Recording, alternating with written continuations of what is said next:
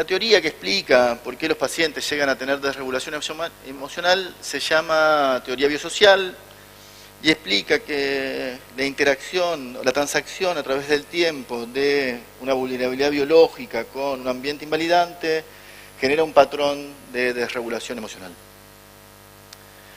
Pero la verdad que el trauma es la experiencia más invalidante del planeta, ¿sí? Y claramente está linkeada fuertemente con la desregulación, con las conductas suicidas, con las conductas de autodaño y con el consumo. Así que aquí la desregulación emocional empieza a ser el corazón de muchos problemas y el trauma una buena causa para estos problemas. Voy a darles una explicación muy sencilla del trauma. Todo lo que acabo de hacer son explicaciones muy sencillas de cosas muy complicadas, ¿eh? Acabo de explicar cosas muy complicadas de forma muy sencilla. Pueden reprocharme el sobresimplificar las cosas o pueden ver si volverlo simple clarifica cosas, clarifica prácticas. Lo que yo estoy intentando es volverlo muy sencillo, yo sé que es mucho más complicado, ¿sí? Pero quiero clarificar prácticas. Y entonces, para entender el trauma, yo les cuento a mis pacientes qué pensamos los conductistas de cómo se genera una fobia simple. No sé si ustedes saben cómo pensamos los conductistas que se genera una fobia simple. Hay un viejo experimento muy famoso, que es el pequeño Albert, en el cual Watson le agarraba un conejo, hay un nene muy chiquitito de 1 año, ¿sí? Y había un conejo y el nene mostraba ante el conejo ciertas conductas de búsqueda, de interés. Y el conejo es un estímulo neutro. Lo primero que uno tiene que entender es que el conejo es un estímulo neutro. No genera nada, no hay ninguna historia previa con el conejo, con lo cual no genera nada, es un estímulo neutro. ¿Y qué hacía Watson? Hacía una maldad. Le tocaba un gong muy fuerte detrás de la cabeza, cada vez que aparecía el conejo le tocaba un gong fuerte. A la cuarta, quinta vez, que cada vez que aparecía el conejo le tocaba el gong fuerte, el nene empezaba a responder con intenso miedo a esto que antes era un estímulo neutro. Un estímulo neutro de repente se convertía en algo que encendía la amígdala y genera mucho miedo. Si uno entiende eso, si uno entiende cómo una experiencia, si quieren pueden llamarlo traumática, una experiencia de que algo neutro esté relacionado con el gong, puede empezar a entender algo del trauma. Sobresimplificando mucho, vamos a ver. Lo que sucede cuando alguien sufre un trauma es que es verano, la chicharra, contaba algo de esas imágenes de la infancia, Roberto recién, y si a uno le pasan cosas terribles, ¿sí? Hay un montón de pequeños estímulos que ahora despiertan emociones muy intensas. Ya no es nada más el conejo, sino es las chicharras, el calor, la época del año, un silencio, un timbre de voz, un montón de cosas. ¿Sí? Y lo que es todavía más terrible, ¿sí? Porque la experiencia del trauma lo que condiciona no es nada más el miedo, condiciona un montón de otras emociones, asco, enojo, tristeza. De repente, antes del trauma, el mundo estaba lleno de estímulos inofensivos, y ahora salir al mundo se convierte en una lotería en la cual mi cerebro explota por pequeñas cosas, de las cuales yo ni siquiera soy muy consciente. ¿Sí? Porque no soy muy consciente de que cuando sucedió el trauma había chicharras. Y ahora, cuando hay chicharras, mi cerebro explota.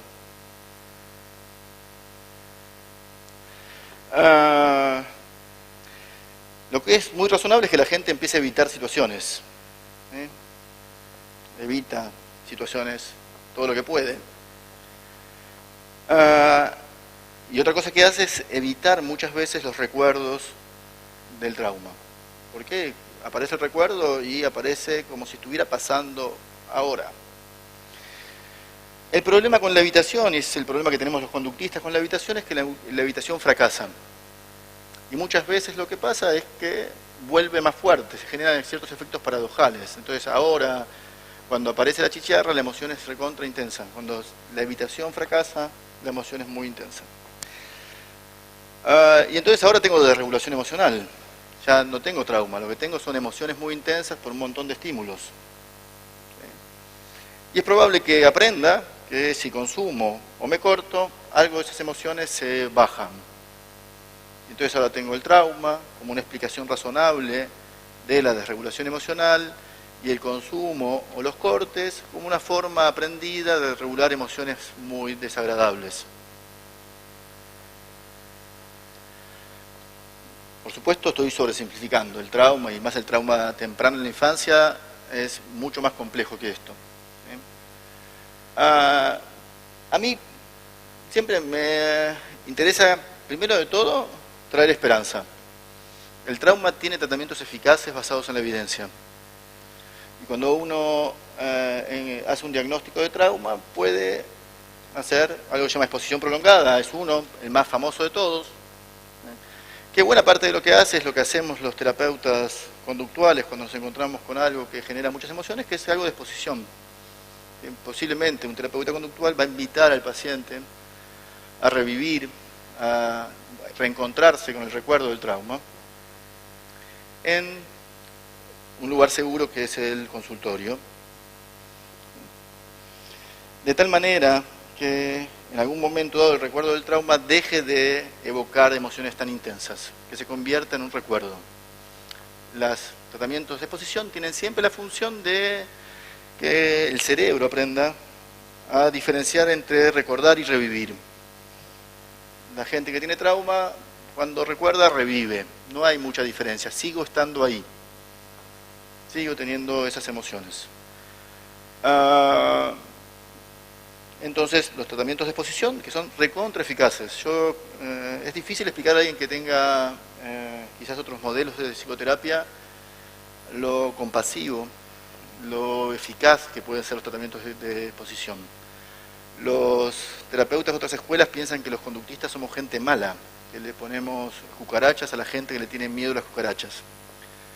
Primero y principal les explicamos a la gente por qué y somos realmente muy compasivos. Pero yo siempre cuento, cuando hablo de exposición, que la exposición es un acto de amor, que si uno tiene un nene que le tiene miedo al agua, es realmente un siniestro si lo empuja a la mitad de la pileta riéndose, pero también no está bueno que uno lo deje escaparse sistemáticamente de la pileta. A lo mejor que uno puede hacer es acompañarlo a la parte baja con calidez, atención. Uno no está pasando bien porque el nene tenga miedo, no estoy disfrutando del miedo, pero estoy con vos acá para enfrentar esto hasta que el miedo baje un poco, porque si no vas a estar en control infinito del miedo.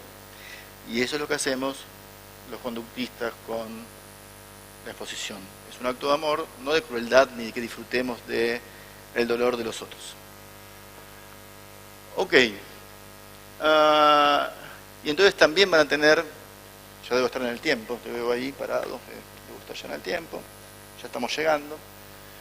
Van a tener una cantidad de habilidades para trauma. Una de las habilidades a veces son muy sencillas. Una de las habilidades que uno le enseña a un paciente con trauma es la habilidad de mantenerse en el presente. Hay algo que se llama anclaje. Yo necesito que el paciente se mantenga acá, en el presente, donde no hay nada peligroso, mientras recuerda el infierno. Tiene que mantener la mirada en los dos lados, tiene que poder mirar el infierno, mientras al mismo tiempo tiene alguna conciencia de que está en un lugar seguro. Si se va del todo el infierno, no aprende nada, no aprende que el recuerdo no es peligroso. Y hay estrategias entonces de grounding, anclaje, como quieran llamarlo, ¿sí? Que es mientras recordamos el trauma, uno puede... hay gente que pone, por ejemplo, una tabla para hacer equilibrio. Es decir, no es tan fácil mantenerse, irse del todo si uno tiene que estar haciendo equilibrio. O agarrar hielos, pero ahí los hielos no son una estrategia de distracción, sino de anclaje. Quiero estar acá, quiero mantener alguna conciencia de que estoy en el consultorio de mi terapeuta. Se llama conciencia dual, pueden llamarlo de diferentes maneras, es decir, conductas específicas que uno puede brindarle al paciente que pueden serle útiles en el momento en el cual aparece el trauma. Ok. Voy a terminar nada más con esta filmina. Estamos muy interesados que los pacientes lleguen lo antes posible al tratamiento del trauma. hay tratamientos eficaces. Y antes, muchas veces se trabajaba, si el paciente estaba suicida, no podía hacer el tratamiento de trauma; si el paciente estaba bajo consumo de sustancias, no podía hacer tratamiento de trauma; si el paciente tenía conductas autolesivas, no podía hacer tratamiento de trauma. Hay mucha gente investigando cómo hacemos para llegar más rápido al tratamiento de trauma, porque si no demoramos el tratamiento de trauma y nunca llegamos. Nunca la gente está suficientemente limpia para llegar al tratamiento de trauma. El tratamiento de trauma es recontra eficaz y puede cambiarle la vida a la gente. Ok. Espero no haber corrido demasiado, haber dicho algunas cosas que ordenen algunas ideas y desordenen otras. Y creo que estoy en el tiempo que me dijeron. Exactamente. Ahora, si te parece, Juan Pablo, lo que podemos hacer es abrir para ver si alguien quiere hacer alguna pregunta, si alguien quiere decir algún concepto. Lo que deseen, tienen que levantar la mano y directamente le van a acercar un micrófono para poder hacerlo. Casi me hubiera gustado ir interrumpiendo y charloteando con ustedes en el medio, porque yo sé que es mucha información. ¿Alguien quiere preguntar algo? Bueno, entonces le damos las gracias, perdón, a Juan. Acá tenemos una. Ahí tenemos uno, perfecto, ahí está. Ahí le van a acercar el micrófono.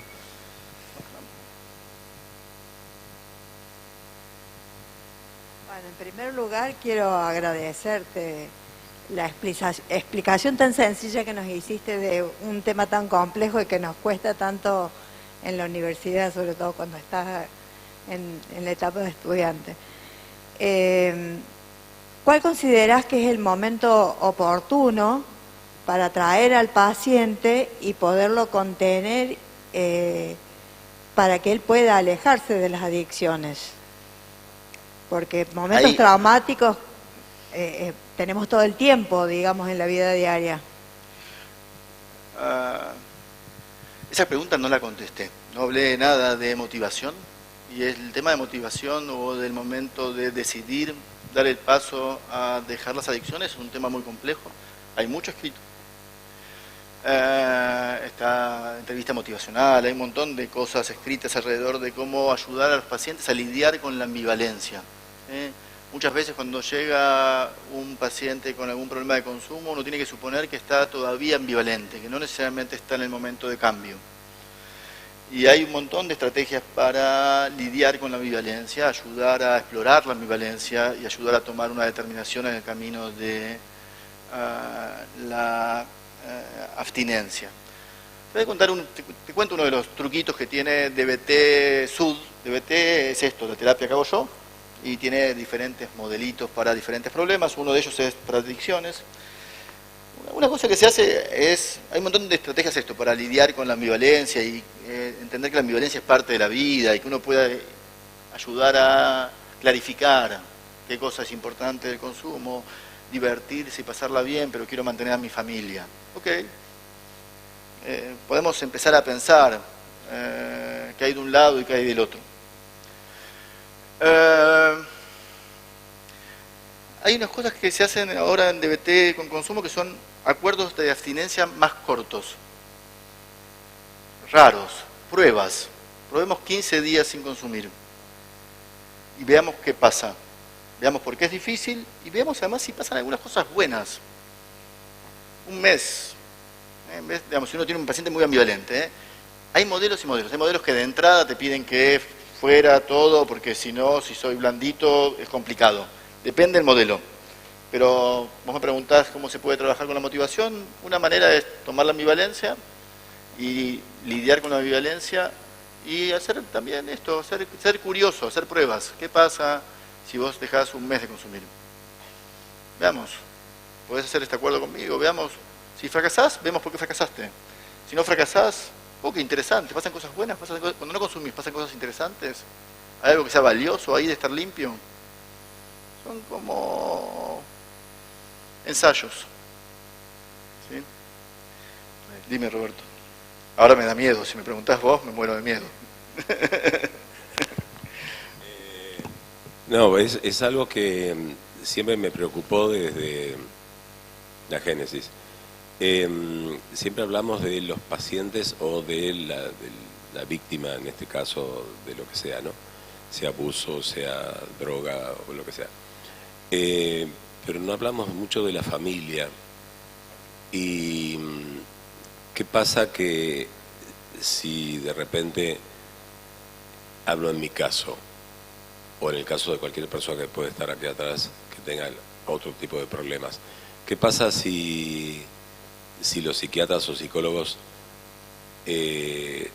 acompañan la sanación o curación o prevención o algo, no solamente al paciente, sino que a la madre, al padre, a los hermanos, a la familia entera, porque en realidad la familia entera creo que está enferma, ¿no? Sí, es algo muy... Sí, es parte del asunto el trabajar con la familia. Es muy difícil, ya lo sé. No, a mí me parece de una sensibilidad espectacular darse cuenta de que hay mucha gente sufriendo, que no es nada más el paciente el que sufre. Hoy dijiste algo re lindo vos, y es algo que es, le perdono a mi mamá. A mí me conmueve esa parte siempre. Y me parece que tiene que ver con poder haber llegado al final un poco del trauma, que se apague un poco el dolor. Porque recién ahí, cuando se apaga un poco el dolor, uno puede repensar un poco y puede pensar de vuelta si perdona, si no perdona, qué cosas salva, Claro. qué cosas no salva. Es después de mucho trabajo que uno llega al lugar a ese, de poder, digamos, salvar a alguna gente, a otra no. A otra la perdono, pero la quiero lejos. Claro. Muchas veces ese trabajo, por lo menos en terapia individual, te voy a contestar en terapia individual, es uno trabaja el trauma, trabaja esto de exposición y atraviesa el infierno con el paciente, ¿sí? Y después viene todo un trabajo de repensar la vida de vueltas cuando ya uno puede mirar de vuelta, porque ahora puedo mirar sin sentirme tan mal, puedo ver qué hizo mi mamá, puedo ver qué no hizo, puedo ver si había amor a pesar de que no hizo algunas cosas, y entonces puedo salvarla.